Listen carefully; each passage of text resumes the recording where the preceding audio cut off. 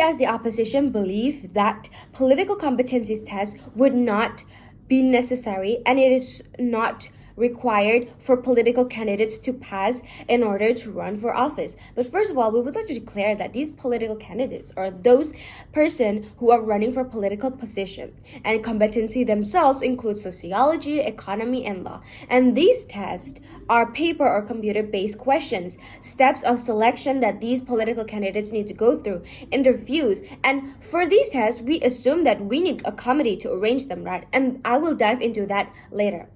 But first of all, why we believe that the political competency test is not necessary is that these political candidates can be proved by their backgrounds, which university they graduated from, what degree they have, which school they went to, what their family background is like, what kind of environment they grew up in.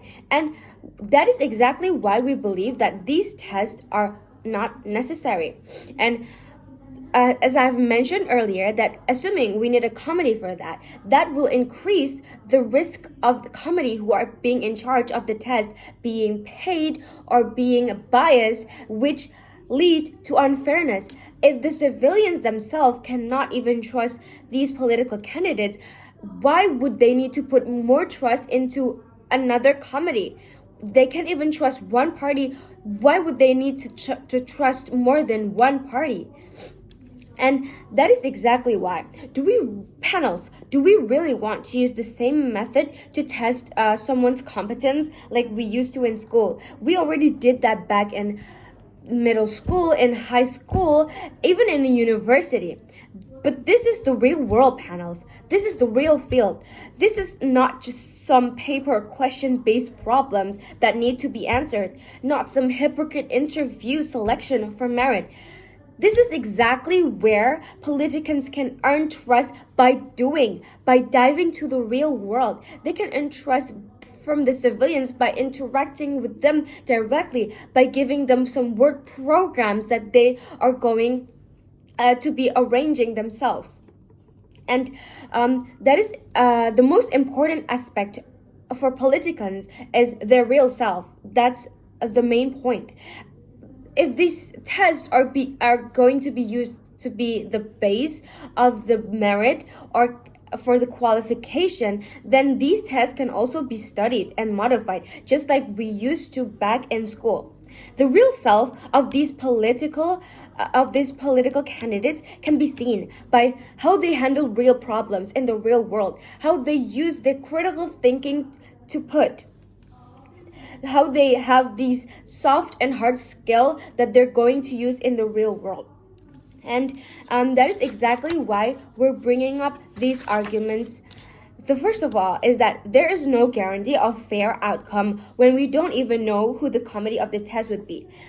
And if, assuming we do know, then that would be my first point that I've mentioned earlier. If the civilians cannot even trust one party as the political candidates, how would they know and how would they trust these committee who are testing these political candidates? And electing a leader based on pepper test would not be the same as electing them based on their real experience competency level. It is absolutely different, 180-degree different. And also to mention that these systems or programs can also malfunction or can also occur on like bias or anything that could lead to unfairness. And also to mention as well that different structures of the country could also affect on how the test is gonna be like. So in that putting that to mind, these tests are gonna be more complicated. Instead of doing these tests, why not just putting them to real work, to real field? And that is exactly why we are proposing how we should replace these political competency tests. These political candidates can get elected based on duration. So instead of giving them test, instead give them a duration on how long they're going to prove their merit. So give them, for example, several months to prove that they are worth the trust of these civilians, that their programs that they arrange are going to work in in the long run. So by interacting with the people, they have better chance of gaining trust directly rather than working on some test. So panels, what is the test really for that the government proposed? Is it earning the civilian trust or getting the committee's approval? So instead of requiring them to have these merit-based tests, require them to have aspiring characters, to have real projects that is proved are going to be effective, to be innovative, and to be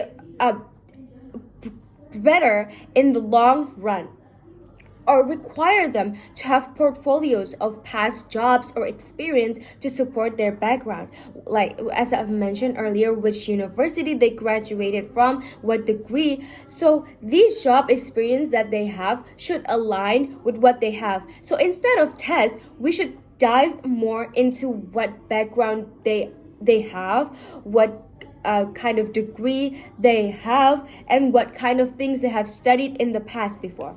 Because earning back the trust is not by changing the programs. We are earning back the trust of these civilians, these people, by interacting with the people, not changing but not changing the political candidates, not changing the people who are running for office. And do we really believe that these tests could be effective? Of course not, because we don't really see how a test is gonna fix the trust. We all know that, as we have emphasized since earlier, that trust are earned in the real world by interacting with the people directly. Because we all know, if test, then there are possible cases of cheating, possible cases of unfairness. How is the government going to guarantee that these unfairness are not going to occur? That is exactly why these portfolios, these past jobs that has been done, this interaction with the real people are going to be more effective. As we all know, I'm going to relapse back that the first founding father of Indonesia also did not need a test to pass, as well as the third president of Indonesia. They don't need tests, but their background already tell that they are competent in that office that they are running, in the position that they have as the president. That is exactly why this position is proud to not require political competency tests for political candidates to pass in order to run for office. Thank you.